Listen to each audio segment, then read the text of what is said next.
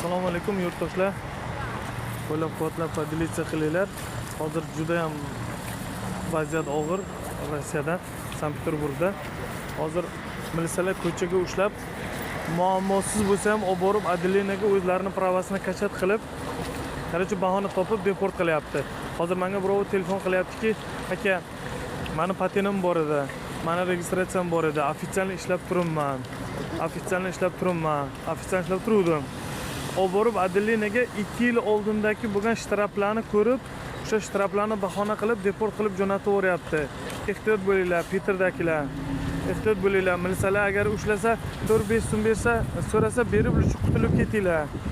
Agar pul bermasalaring, prama Adelinaga olib boradi. Adelinaga olib borgandan keyin baribir deport qiladi, deport qilib yuboradi. Hozir odamgarchilik qolmagan bu Rossiyaga.